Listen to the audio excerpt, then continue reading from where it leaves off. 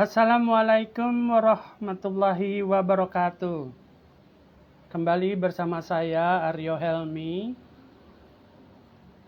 penulis biografi pahlawan nasional Kiai Haji Zainul Arifin Pohan, yang juga adalah kakek kandung saya dari ibu.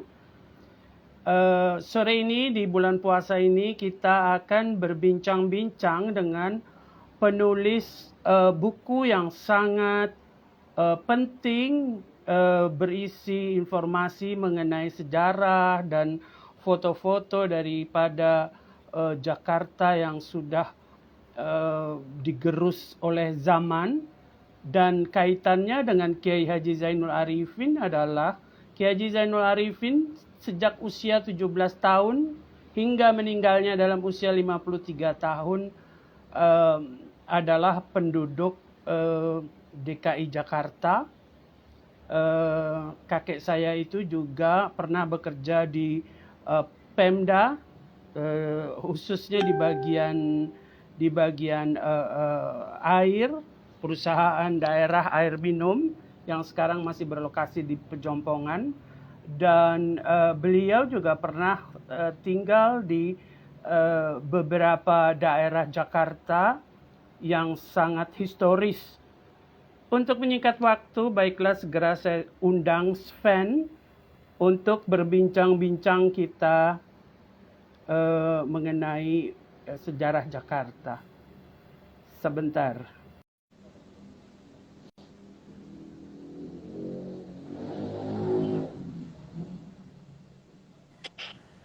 Okay, there we go, Sven.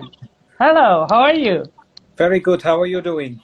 Thanks for the introduction. I'm fine, thank you. And I'm so looking forward to seeing you and doing this talk, because I'm curious. First of all, I'm curious about your book, and I want to get more information how you did it. Such an excellent job. So, without wasting any time, I would like to start asking you questions. Like the first one is, please tell us about your background. Like, where were you born, your childhood, and also your schooling? What is that like? Thank you very much. And also welcome to everyone else who is joining, because I still see a lot of people joining the call at this moment, which is good. And I hope everyone in Jakarta and elsewhere in Indonesia is very safe and healthy at the moment, going well through Ramadan at this moment as well. Here in Sydney, it's already dark, so if you would live in Sydney, you could already start eating now. Anyway, I was indeed born in the Netherlands long time ago, and however, I've moved to Australia 15 years ago. I was working for a Dutch coffee company, still buying lots of coffee from Indonesia, and they sent me to Australia 15 years ago. But basically, my childhood and school was all done in Holland. But it was also during my childhood in Holland that I got to learn a lot of family stories from their time in India, because I was born in Holland, but my father was born in Surabaya. I see. Sorry, there is someone who say Groeten. Groeten? Is it in Dutch? Okay. So for the viewers, if you would like to ask question, interrupt us with your opinion and things like that, please feel free to do so. Okay. Please continue, sir. Yeah, thank you. I'll do.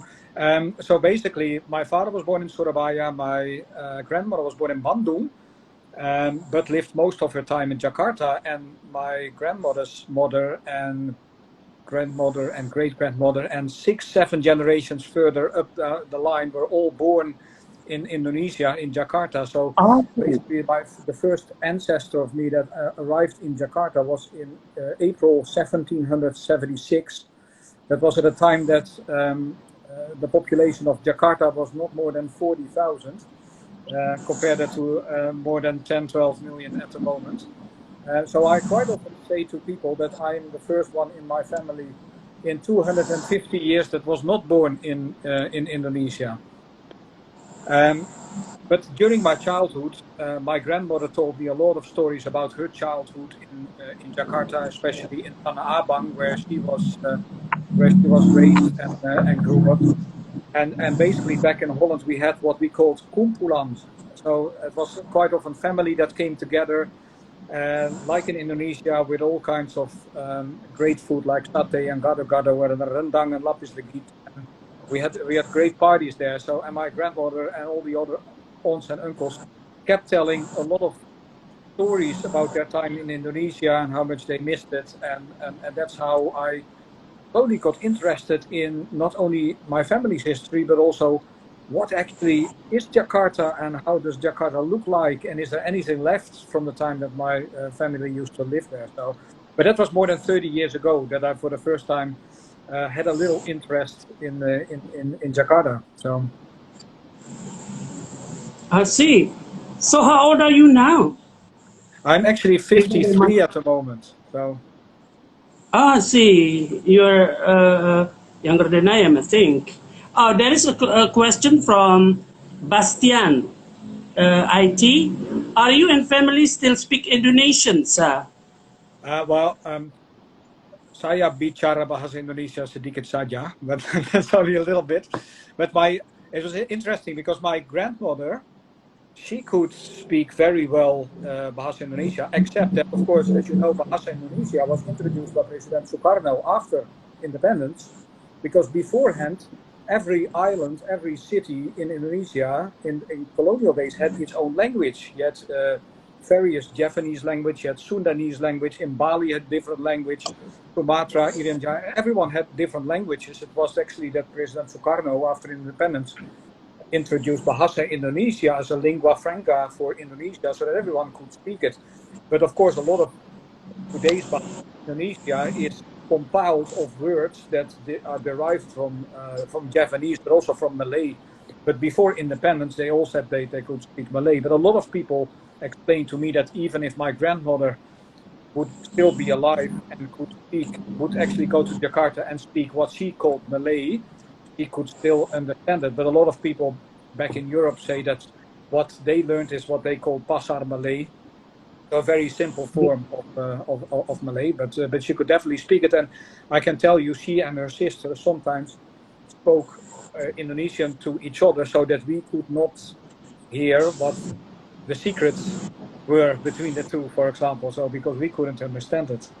But I've heard the same the other way around. When I first came to Jakarta, which was in 1995, I met a lot of older people who could still speak very well Dutch, and because they learned Dutch in the 1930s and 1940s at school, and they told me that, but when we are at home, we talk Dutch to each other so that the children and the grandchildren cannot hear us, and we can tell each other all kinds of secrets. So.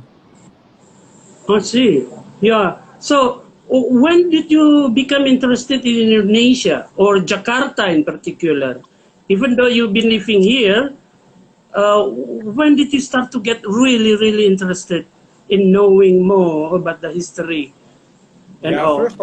First of all, I was a little bit nervous when my already started the future and asked a lot of questions on her time in Tanah Abang and in Jakarta, and she could tell beautiful stories how she took the tram, because she worked at the Bank Indonesia, and she took the tram from Tanah Abang to Harmony, from Harmony Jalan Gajah Mada all the way to. So she told me about all those interesting places. Also, what is now called Jalan Suroso, you have Restaurant Trio. You probably remember Restaurant Trio in Jakarta, which celebrates its 75th anniversary this year. But that still existed when my grandmother was living in Jakarta. So she told me about those restaurants that she went to, the Pasar Gambir on Madam Merdeka, of course. And after my grandmother passed away, that's when I started to become interested. First of all, due to, I'll show you this book, which was by Boskuil in 1989, Batavia, Beeld van een Stad, which actually showed a lot of pictures of Jakarta in the late 1930s and early 1940s. Really got interested. And afterwards, this Is it book still available? Is it still available anywhere in Indonesia, in No. Jakarta? I think this book, Voskuil's book, Batavia Beeld van een Stad, was already sold out in the early 1990s, and you can only buy it now at antiquarians bookstores online, probably, like is it AB stores and AB Books and antiquestore.com, I think, antiquebook.com. You can still buy it, but sometimes it's very Do rare. you put it? Do you put it in our national library or something like that? Yeah, Not I know yet. that. I've seen this book in the library of the Museum Nacional. I've also seen it at the Arsip Nasional Republik Indonesia in Kemang. I know that it's in the library there as well, and I've also seen it at Museum Sejarah in Taman Fatahita. I see. I see. So, Sven,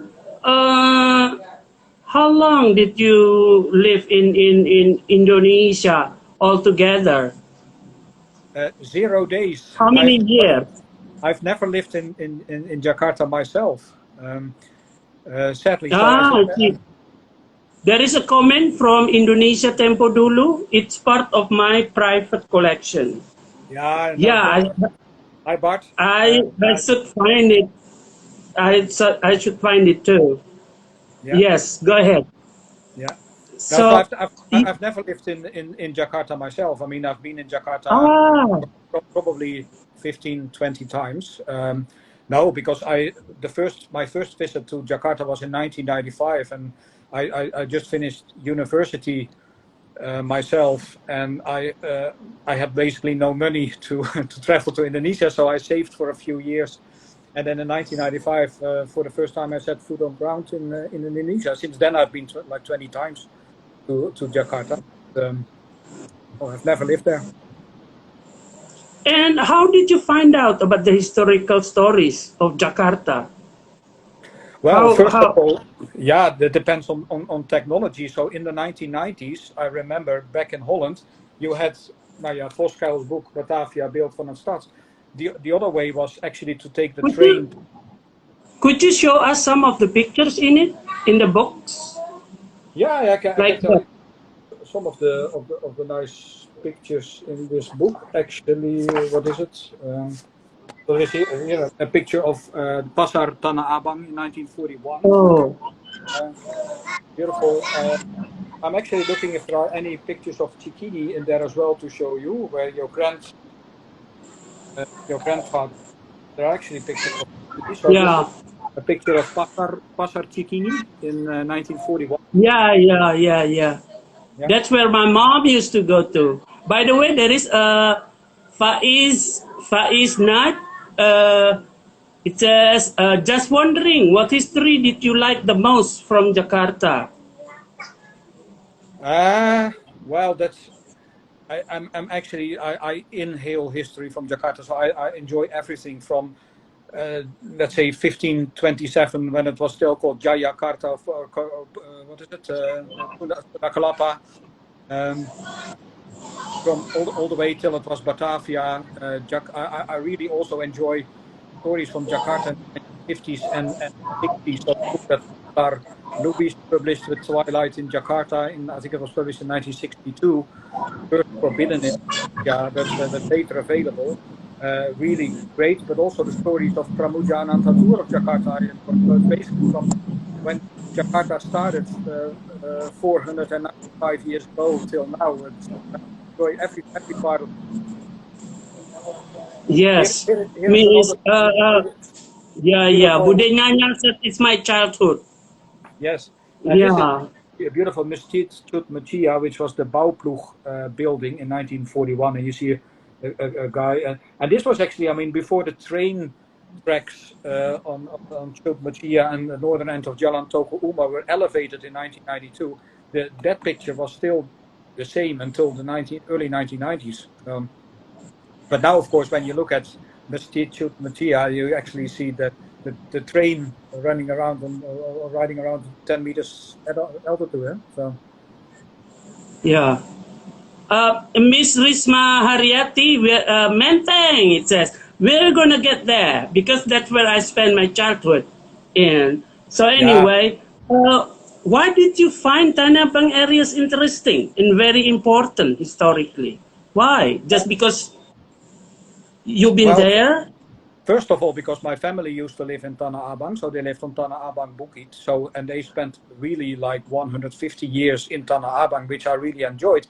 But when I truly researched the Tanah Abang area, I actually came to the conclusion that Tanah Abang was very much a multicultural district of Jakarta all the time. So you had basically had a community of Arabs that used to live there and were textile traders, and that's why the Tanah Abang, of course, now it's the largest textile market in South Asia, but already Yeah, started in actually. 1735. It was the first textile Yeah. market in Tanah Abang. A lot of batik was produced in Tanah Abang, and then you have had all the Chinese merchants, shopkeepers in Tanah Abang at the same time as well, mixed with the Dutch, actually made a lot of multicultural, interesting history. Because if you compare it to Menteng, if you would walk in Menteng in 1925 or 1935, you would only meet a lot of Dutch people there, because it was basically a white enclave there in Menteng. But Tanah Abang was always multicultural. I remember my grandmother always said, like, at night she went to the pasar and she bought kolang kaling from the kaki limas. And when it was Chinese New Year, they ate satays at one of the Chinese captains in Tanah Abang. So fascinating story, fascinating history. But unfortunately, Tanah Abang has changed a lot as well, and a lot of that history has disappeared there. Huh? Yeah. Bagir Lennon says, I want to see Jalan Hayam Wuruk, please. Oh my goodness. Are you familiar with Jalan Hayam Wuruk, Yeah, Sven? certainly. And if you probably have watched the Lost Jakarta page on Facebook, you probably remember that short video that I published about Ayang in 1975, where there was a bluebird taxi. And yeah, Jalan Hayam Wuruk, very clear that video, and it also showed that in 1975, Jalan Hayam Wuruk was still full of trees, and the Molenvliet Canal was still very shiny. Okay. When did you start your intensive research on the old Jakarta? And how long did you spend on it? I actually spent 29 years on preparing for my Goodness. book. Yes, Oh my God. was a long time, but I can tell you honestly, research in the 1990s and early 2000s was still a challenge, because when I was living in Holland, I could go to the Tropen Museum in Amsterdam, I could go to Leiden University in Leiden with the train, and I spent a full day on watching photos. If you compare that to the research nowadays, I live in Australia, but I can access all Dutch archives online in the middle of the night, or when I sit at the beach, I can access all newspapers, there's photos, fine, you can order them, you can get them. It's amazing how internet these days, and of course all the apps that they put Okay. a lot of Yeah. archives. So, were there any particular problems that you have to face in finishing your research? Uh, What were the problems mostly? Actually, the problems are mostly around, I wouldn't call it real problems, but a lot of archives in Indonesia are still waiting to be digitized. So Ah, I remember that you probably know this book as well, which helped me with my research, Batavia in 19th Century Photographs by Scott Merrilees. That was published in the year 2000. Scott actually presented his books, because he wrote more books about Jakarta's history, when Pak Ahok was governor of Jakarta. And he presented his books in 2015 to Pak Ahok, and he said to Pak Ahok, my friend Sven and I would like to access the archives of DKI Jakarta, because they are still not digitized. Can we?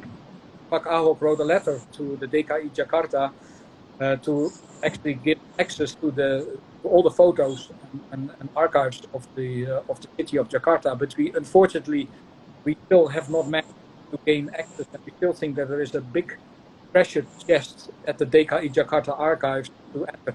Similar as archives of Ankara, for example, a lot of photos that are in the collection of the Archive Nationaal, like the Ipos collection or the Kempen collection, are still not available online. I still think that there are probably dozens of boxes based on very photos that we are still not aware of. So one day I would still like to add those. Yeah, yeah. So, what helps to make it easier for you to do the research? Did you interview anybody? Did you uh, go to particular offices to help you out or things like that? I Did you think on get any help?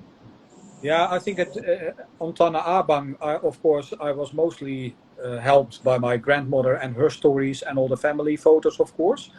But what really was great that is once I started doing research and was walking in Tanah Abang myself, then you meet all kinds of people. So I met someone whose grandfather lived in Tanah Abang and who I literally interviewed on the streets in Tanah Abang.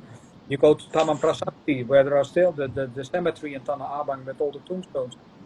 You meet people there who know a lot about the history as well. That was really great. Okay, I see. So, who is your target audience actually? Considering the price of this book is rather expensive, Yeah, no, it's very expensive, and and to be everything is in English too. yeah, it is in English, and people in Holland have asked if it could be translated into Dutch, and it's available at Periplus, and Periplus asked if it could be in Bahasa Indonesia. There are a few issues when you publish a book, of course. First of all, is that if you want to publish a very good quality book, because the book consists of more than 500 photos and maps, very detailed photos. First of all, publishers and distributors, they would like you to print 1,000 books, because that's the only way to make it affordable, or pretty much affordable for bookstores. More than 1,000 books.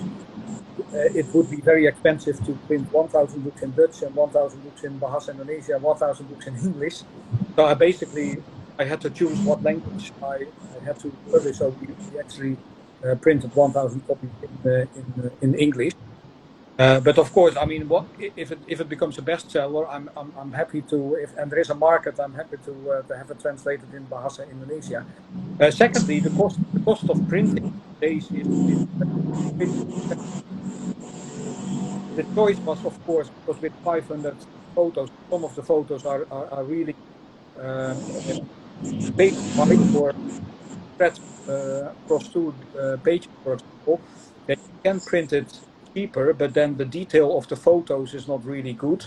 And it actually, once you have it printed in a cheap way, what you actually see is that the quality of the photos is not better than what you do on a scan on a copy machine, for example, when you xerox it. So basically, that was the target audience. Ideally, would like to be everyone that's interested in Jakarta's history, and I would love to have everyone in Jakarta be able to purchase the book. But the compromise was, of course, unfortunately, that if I want to get a great quality book, and I have it here in front of me, it's also 338 pages. There was only one way, and that was to have it printed in good quality, but that comes at a price as well. It's similar. I had lots of chats with Scott Merrilies, who wrote his Batavia books, which are also around 600,000 rupiah, I think, in Indonesia, and the same as with my book. I did a little bit of, I mean, I tried to help the Indonesian audience a little bit, because the book, I can tell you, was in Holland was 50 90, which equals 800,000 rupiah, I think, and we decided for Periplus to make it 595,000. But it is expensive, I agree, but I can honestly tell you that the printing costs only are already around 30 euros, so that's probably around 500,000 rupiah. The good news is that for those who find it really expensive, we have ebooks available as well. They're 19 euros. Jakarta.com website, you can also order electronic books. That's, yeah. Yeah, like Indonesia Tempo dulu says, it's worth it. I know it's a hardcover and all, but what about the idea of publishing the more affordable version of this important book, so more people like students could learn from it as well? And by Yes. the way, if anything, I would love to help you out with Indonesian if you think of translating out into Indonesian. Yeah. Yeah. Yeah, Because that really depends how the sales at Perry plus bookstores will go, of course. So, yeah. yeah, because for Indonesian students who are interested in the history of Jakarta, might be too expensive. Yeah, but Yeah. I know the quality and all. I know because I'm a book writer also, so I know what it's like. You know. So Yeah. anyway, do you have any plan to do more research on other parts of Indonesia?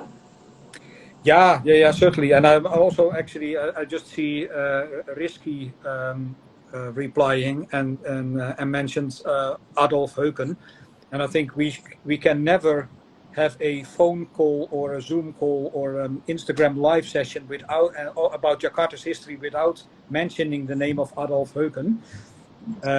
Pater Who Heuken. is he? Who is he? Are you talking about the person? Yeah. Pater Heuken is the one who originally was from Germany and moved to Jakarta in 1963, and he was the godfather. We always say is the godfather of Indonesia's history. So he wrote the book Historical Sites of Jakarta, which was published in 1982, and meanwhile 7 editions. I think it's in the 7th print now.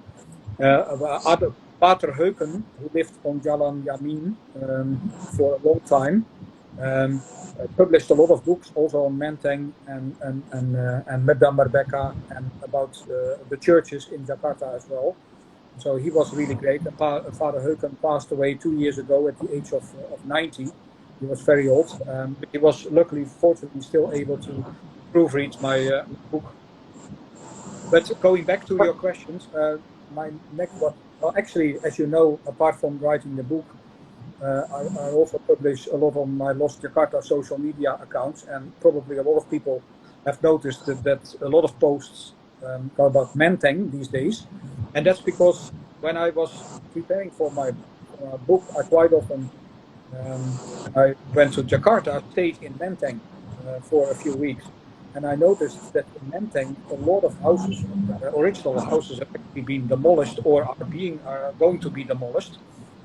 And I remember in 1995 when I came to Jakarta for the first time, it was probably more than 60%, 65% of all the original houses in Menteng from the 1920s, 1930s were still there.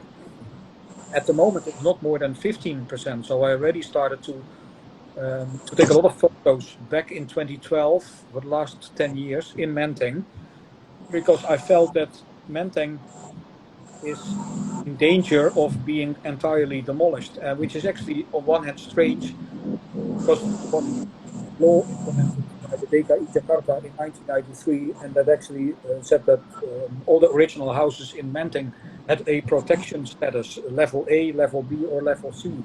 So, for example, all the important houses on Taman Suropati, but also the Kunstkring and the Gereja Paulus, and all those buildings have a status A, which means that they cannot be demolished. A lot of other houses, original houses, have status B, which means that you can do a lot of things inside the house, but you're not able to change anything on the outside of the house so that it still looks original. But what actually happens in Menteng at the moment is that despite heritage status, a lot of original houses are being demolished, and what you then see is that new houses are being pulled up and they look completely different. So that's why I try to do a lot of Menteng, and actually in the scope of Menteng is also areas like Cikini, for example, and Jalan Suroso and Jalan Raden Saleh, because they're all part of the Kecamatan Menteng.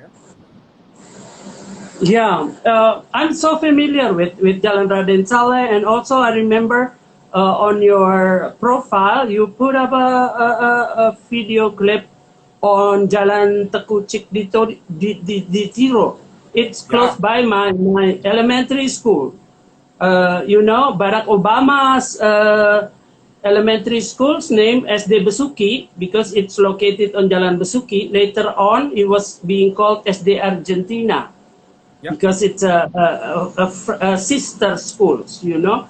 While my school is SD Cilacap, later became SD Venezuela. ah, yeah. So it was so close by to each other, but except that Barack Obama is a year my senior, a year older than I am. There you Yeah, go. it's very interesting. Yes, Yeah, yeah, go ahead. my father was on the same school as Obama, but then earlier in the late 1940s in Jalan Besuki. Ah, But yeah, the yeah. video on Chick Di Tiro is actually very interesting because it was 2 years ago that I was in Jakarta for the last time. That was just before COVID hit. That I was walking from Jalan Cilacap because I was actually staying in the Hermitage Hotel in Jalan Cilacap, which is opposite the elementary school in Jalan Cilacap, which was previously called Menteng School. And Yeah. I was walking to Restaurant Rio on Jalan Suroso, and I was walking past a parking lot, and there were a few kakilimas there and a few car parked. And then I saw a tree at the back, and I thought it looks like there are two houses there. And I walked to look, noticed that two of the houses had been empty for probably 20 or 25 years, and those are actually two ruins. And I think they still exist there. It's amazing. Okay. So, aside from that, do you really think the local government of Jakarta has done enough efforts in preserving the historical areas of the city? What is your honest opinion on that? Well, if you ask the question, have they done enough? Then my answer is certainly no. I mean, they have done effort. I mean, if you look back I think we should be very grateful for someone like Governor Ali Sadikin in the late 1960s and early 1970s. Okay. Okay. Ali Sadikin, I think, great example of Jakarta governor that on one hand had an eye for expanding the city, bring that at the same time not forgetting about the history. So he Taman Prasasti, but also the Museum Textile in Tanah Abang, and also Taman Fatahila is all preserved thanks to the efforts of Ali Sadikin. I think then Ali Sadikin in the 1980s, 90s, a lot of history was demolished. For example, Society Harmony, which I think is still because a great example to show to nowadays residents of Jakarta how beautiful it looks like. Then in the 1990s, we were all very satisfied with the fact that what I told about Menteng, that DKI Jakarta actually issued the heritage law for Menteng, but unfortunately in the early 2000s that failed. On the other hand, you still see a lot of initiatives like Kali Bazaar, for example, that have been renovated, which looks great. There have been a few houses on Jalan Menteng Raya and that are still looking okay, but it's very fragmented at the moment. So on one hand, sometimes you see an example of a house that has been beautiful restored, and you think, oh, great. Like the Fontaine House, which is next to or in between the Museum Gedung Joang and the Cikini Post Office, Kantor Pos, in between that has been rebuilt. I think it's not been restored, but it has been rebuilt. But at least there is an eye for history there. But yeah, it's still not enough because there could be done much more. And for example, if you look at Jalan Cikini Raya, number 82, which is the residence of the first Indonesian foreign minister, Mr. Ahmad Subarjo, that house his family could no longer live there, and it's put up for sale.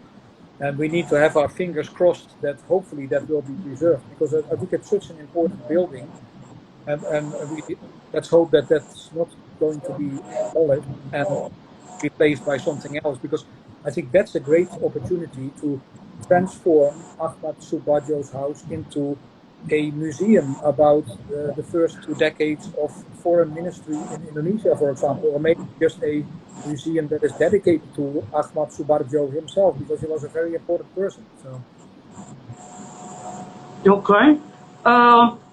Now that you've mentioned a lot about Menteng, especially Jalan Cikini Raya, I just want to tell you that that's where my grandpa used to live.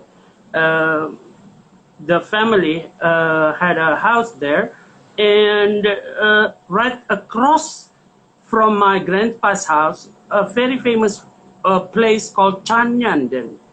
It was famous for the ice cream and snacks and things like that. And later on, it became the Las Vegas of Menteng area, where they have this jackpot machine and things like that. It's rather long history there, because I used to grow up there, and also right now, and also you know that the fact that Taman Ismail Marzuki, that was built by Ali Sadikin, used to be a zoo owned by Raden Saleh, because the whole area used to be owned by Raden Saleh, right? Yeah, that's absolutely right. It was the Kebun Binatang until the 1960s, and there was a swimming pool in Cikini as well. I actually have a surprise for you. I actually have a surprise for you, and I hope I can show that if I turn my screen. Here is Toko. Oh my God! Oh my God! Thank you so much for showing me that. That's Chanyan. I used to love there. I used to have ice cream there, and my parents used to, tell me to go grab some snacks and things like that from that place. It's right next across the street. Yeah, it is actually. Because I knew that your grandfather lived at number 48 on Jalan Cikini Raya, on the corner of, I think it's now Jalan Cikini number 4, but that was in previous days, in the 1960s, it was called Gang Kebun Binatang 3, I think it was. Yes, yes. Yeah, and it was called Gang Halte Dierentuin in the colonial days. And I knew that opposite Gang Halte Dierentuin was Toko Chan Yan, and this is a photo from 1941. So this was taken on the 4th of July 1941. And you see actually here a street sign, and it says Cikini Kecil. So this is the Gang Cikini Kecil that still exists today. And you have Toko Chan. But the Chanyan is not there anymore. No. Chanyan is not there. It's a hotel now, I think. And next to it is Toko the Spin in 1941. Junior high. Oh, I see. Isn't that Toko Laba Laba? Toko the Spin is Dutch for Laba Laba. Yeah, that's true. Yeah. I see. And next to it is the first junior high of Jakarta, I think. Yes, indeed. And you still see a little bit there of the. Yeah. And the building was preserved because it was considered as a part of the history. I think it had some Dutch influence of the building. Many of my aunts, uncles, and even my older sister went there. Yeah. For junior high. Yeah. It's very interesting. Yeah, so in between Toko the Spin and Toko Chan Yan was Toko is a little bit central, and there is a sign here central. Was another small Toko. I remember when I was little, I used to wonder where was the zoo, because it says Jalan Kebun Binatang, but there was no zoo. No, the zoo was on the other hand. So actually, because if you Later look on, they here, moved it to Rawamang. They changed it to Ragunan. They moved it to yeah, Ragunan, I think. yeah, if you look at here, this is a map from 1936. And you actually see Uh-huh. here, you here see Raden Saleh, Jalan Raden Saleh here, and you see Cikini Kecil here. And this Yeah, is yeah, the corner where your grandfather lived, Gang Halte yeah. Dierentuin. And next door it says Zwembadsweg, which is the swimming pool road. And here is another zoo lane. And the zoo was actually here. The zoo and the swimming pool were in this area. So Okay. yeah. So Sven, are you disappointed the way Menteng area has changed a lot? How did you feel about it? Oh yeah, Menteng is something that we need to be very cautious. I mean, I think it's. I think I said it. 15% of the original houses is still there, and we should also not forget that. I mean, as a historian or a researcher, I mean, in an ideal world, it would be great if Menteng, if all the original houses are still there. But that's of course impossible because there are. In the 1930s, they also built small bungalows on large plots of land in Menteng.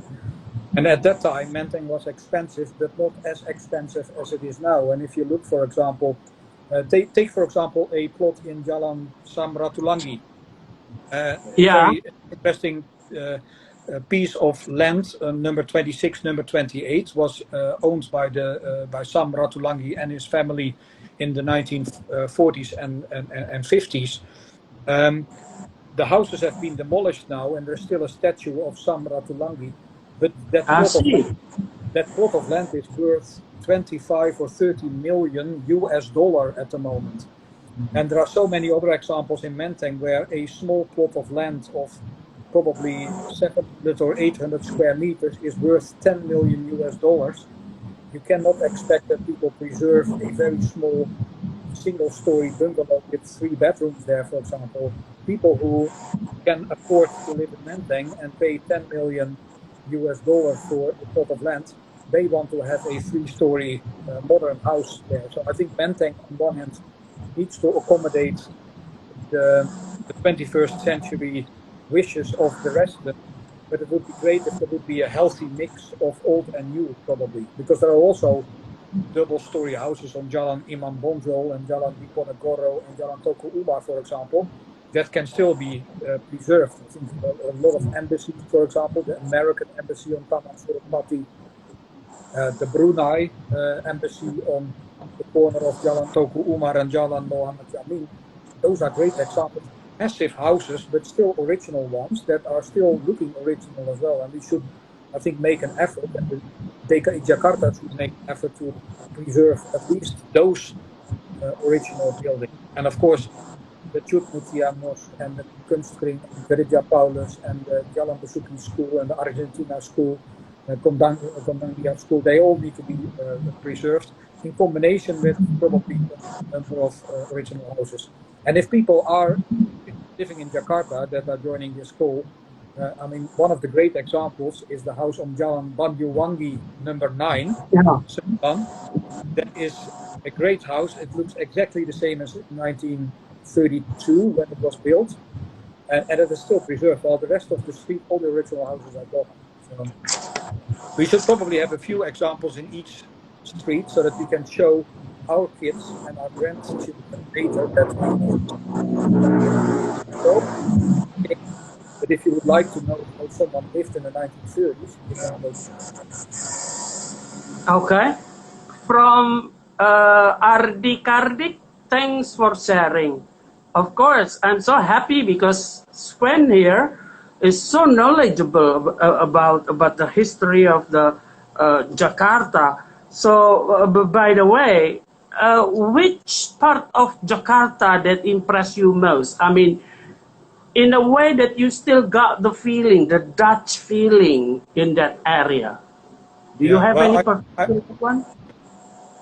I'm not necessarily looking for a Dutch feeling. What I actually look for is are there any areas in Jakarta where we can still feel how Jakarta looked like, not only in the colonial era, but also in the 1950s and 60s, for example? So what I always find interesting, and I said, like, it would be great if we have a mix of old and new. And I think the best examples of where old and new go along very well together is if you walk from the start of Jalan Menteng Raya and you go to Jalan Cikini, and from Jalan Cikini you turn into Jalan Raden Saleh, and you walk to the bridge on Jalan Raden Saleh, you have a perfect mix of old and new. So if you start at Jalan Menteng Raya on the north side, first of all, I mean, you have the Canisius College, the Canisius School there, which with a very Canisius old, College, yes. yeah, with a very old chapel dating back to 1931, with a lot of stained glass windows there. It's beautiful, beautiful to visit. No one is there. It's beautiful to visit.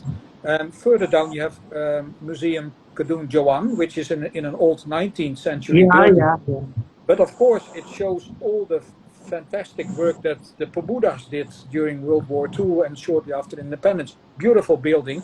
You have the Kantor Pos Cikini from 1941 that still stands there.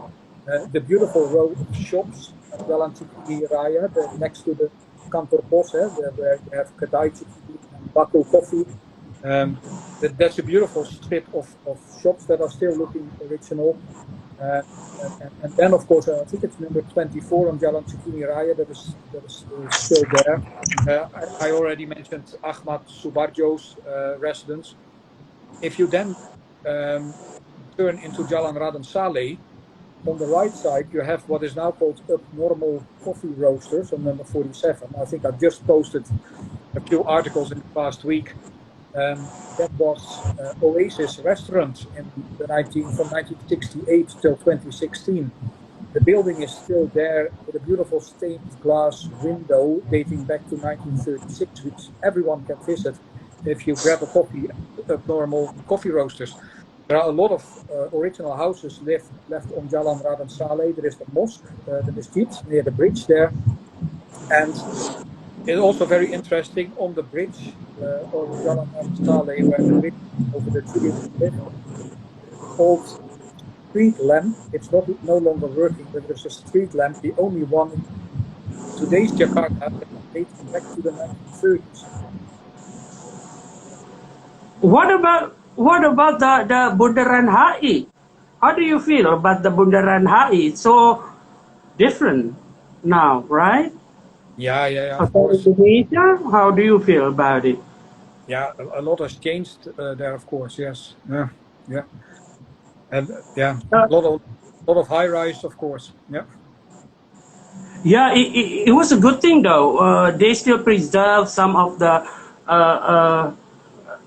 old stuff. They make a small museum of the hotel, you know, that shows the scissors that being used by President Sukarno and all, you know. And if you watch the movie, The Year of Living Dangerously, actually it was about HI, yeah, about Hotel Indonesia. Yeah. So I've actually watched that movie a few months ago, actually, and I've also read the book, by the way, which is very interesting. Yeah, that was completely different time in Jakarta, of course. And I mean, if President Sukarno was still alive, he would probably get a heart attack if he would walk around Bundara HI with all the high buildings, because Hotel Indonesia and the Wisma Nusantara are these days very small buildings compared to all the other skyscrapers around it. So, but they do preserve Sarinah, though. Yeah, they do really preserve Sarinah, which is Sarinah, good, I think. Yeah, absolutely. It's great that Sarinah is still there, and of course Wisma Nusantara is still there. So. Yeah. So, Sven, I've been asking you so many questions. Do you have any 3 questions on my grandfather and his dwelling, his house? Yeah, absolutely. Because I unfortunately have no historic photos of number 48 on Jalan Cikini Raya, but what I did notice because I use now we can now travel to Jakarta again, but for the past 2 years it was difficult, and I quite often, thankfully, was able to use Google Street Views to sometimes have a look at how Menteng looked like and how. So I was walking along the streets of Menteng in the past 2 years, but then via Google Street Views. But if you look at the house on Jalan Cikini Raya, number 48, at the moment. It's half demolished, but in 2013 you can luckily in Google Street Views you can go back in time. In 2013 there was still a roof there. Was someone still living there in 2013? Yeah, the building was my grandpa was a politician from Nahdlatul Ulama. That's why when you made I think it was a few days ago when you mentioned about the Kunstring, that's where my grandpa used to go to the office, you know, for Masumi. But he was representing Nahdlatul Ulama, and then later on, he became the deputy prime minister under Ali Sastro Amijoyo. So he was the deputy minister of cabinet Ali Sastro Amijoyo I. Yeah, and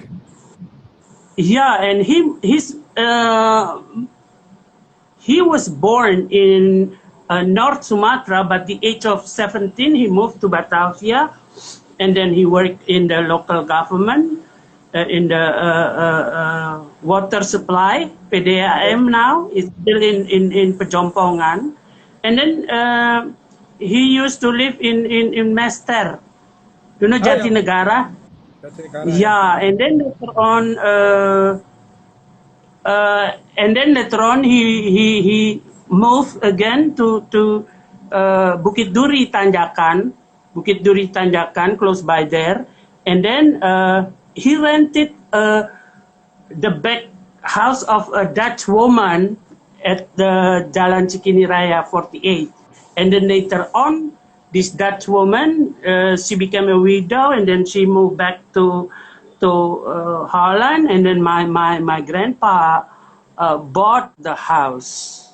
That's the story of it, and later on, after my grandpa died, the house was rented for a while by Hartini Soekarno, one of Soekarno's wives, and we moved to Tepet area during the renting, and after that they just sold that because all my all my uncles and aunts started to become getting older, and then they got married, and they have to divide the house and everything. Okay.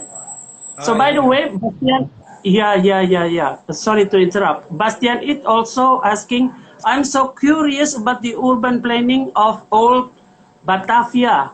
Do you have any information, sir? Yeah, well, it's a very good question, Bastian. And at the moment, it's very unsure what the planning actually is, because we know that if you look at the old city part, the Kota part, where Ali Sadikin was responsible for restoring Taman Fatahila and a lot of old buildings, and where Budi Lim was very much involved in the restoration of Kali Besar a few years ago. I think all the plans that they had for old Batavia, because they were planning for the old Esconto Bank as well and other buildings there. But since the start of COVID, all the plans have been shelved at the moment, unfortunately. So I think once we are fully past all the pandemic, I think it's time for the Jakarta to announce what future plans are. But it really depends on what officials around the urban planning, restoration of a lot of old buildings in Kota. Sadly, does not exist at the moment, as far as I know, because we know that a lot of old buildings in Kota at the moment are crumbling as we speak, and each and every year when there is a banjir during the rainy season, it gets worse and worse. There's definitely a lot of work to do there. Also back, Mario, to Jalan Cikini Raya 48. Do you think that the house that's still there, that although there is no roof anymore, that they will still preserve it, or are you afraid that they will start demolishing that? Yeah. And also, if you study the history of water supply company at the Pejompongan, you will see the urban plan about how they try to make all the water pipes all the way from Bogor. Yeah. You know, so and we still doing it. I mean, it was under the Dutch actually, and I mentioned it in my book, in my biography of my grandpa about it. So anyway, actually, Yeah. I still got so many questions, but we are running out of time, Sven. By Yeah, the but way, do you, I've one more question for you. yes, Because your grandfather lived in Jalan Cikini Raya and you knew yeah. Toko Chanyam. Do you have any photos from Jalan Cikini Raya and the Toko Chanyam when you and the house of your grandfather when he Yes, was I living there? do. Yes, I do. Later on, when I become an adult, I came back and then I took pictures, but it's just nothing but ruins and it's getting worse. Every time I went there, it was getting worse because later on, I was told that it was bought by Probo Sutejo, the step brother of President Suharto's family, and but then later on, after the 1998, nobody really built anything on it. Okay. So the I ruin would was still there. I would The still ruin like was to still see. there, and I took Uh, pictures. I'll send I you would. later Yeah. on. I'll tell you that. I'll give you my Yeah, email I'll address send and you you some. can email them. Yeah, that's fine. Great. Thank Yes, I will. So, by the way, for the last one, do you have any message for the viewers? So many we got so many viewers and got so many hearts. Do you have any message for the viewers on how important preserving a historical part of a city, Sven? Yeah, no, absolutely. I think the power of social media, everyone knows it. I mean, if I publish something on Lost Jakarta, for example, like the stained glass window in the abnormal coffee roasters on Jalan Raden Saleh, it gets viewed 20,000 times. And yesterday I heard that a few dozen people who followed Lost Jakarta went to the building to take photos of the stained glass window there. I mean, there is so much power in social media. So if you are concerned about the history and preservation of history in Jakarta, just keep publishing on your social media account, spreading the word everywhere. And also, I mean, go to Periplus and buy the books of Father Heupen, for example. I mean, they are slightly more affordable than my books, but or Scott Morley's, and also my books about history of Jakarta like this one. It's available at Periplus or the ebook at lostjakarta.com. It uh, Yes, it's a must have. Thank you yeah, so much for this talk, this interview, you're welcome. Sven. Hopefully, in the future, we might continue our conversation and things like that, exchange informations. Yeah. In the Yeah, meantime, um, I salute you what you've done, and then like all these people says, your book is a must-have, and nowadays available in Jakarta's bookstore, right? yeah, Especially sure. in bookstores that specializing in English Yeah, books. Okay. Periplus. Again, Yes. thank you so much, friend, and Thank I you very hope much. you have a good night. Okay. You too. Bye Thank you very much. bye. Bye bye. Same. Bye Bye. bye.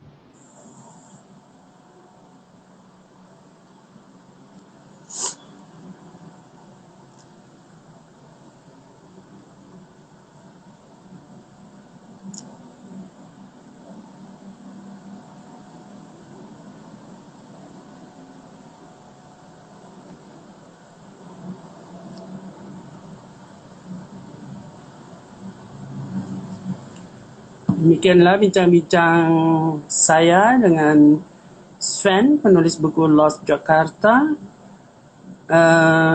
Bagi yang ingin tahu lebih banyak mengenai Sven dan bukunya, silakan berhubungan langsung ke profilnya. Terima kasih dan selamat berpuasa. Sebentar lagi sambil nunggu maghrib. Wassalamualaikum warahmatullahi wabarakatuh.